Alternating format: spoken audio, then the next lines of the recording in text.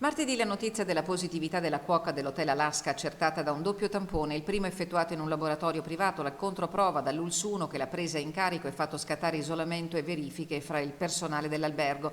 Ieri la notizia che metà dei dipendenti della struttura alberghiera, per la precisione 10 lavoratori, sono risultati positivi. Il Dipartimento di Prevenzione ha attivato immediatamente una sessione straordinaria di tamponi per gli ospiti dell'albergo, una ventina in tutto, gli ultimi rimasti prima della chiusura stagionale a partire da domani. Fortunatamente tutti i test hanno dato esito negativo, ma in queste ore a rivolgersi alle ULSS dei comuni di residenza sarebbero i turisti che hanno alloggiato all'Alaska fino a tutta la settimana scorsa e che hanno appreso la notizia dalla stampa. L'ULSS Dolomiti ha attivato il consueto contact tracing, mentre attualmente tutti i soggetti risultati positivi al Covid-19 sono in regime di isolamento.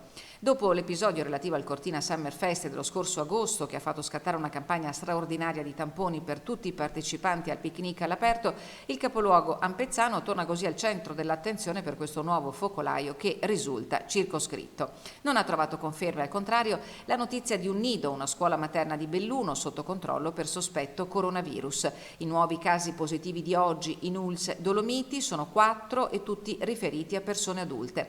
Da lunedì prossimo sono stati organizzati 2 drive-in ad accesso libero per eseguire rapidamente il tampone ai bambini, ai ragazzi e agli operatori della scuola che dovessero presentare una sintomatologia orientativa per Covid. I drive-in di Belluno San Martino e Feltre Borgoruga saranno a disposizione tutti i giorni dalle 8:30 alle 12:30 e in considerazione dell'evoluzione del quadro epidemiologico potranno essere attivate alcune ore di drive-in per tamponi scuola anche a Tai di Cadore e a Caprile a partire dal 5 ottobre.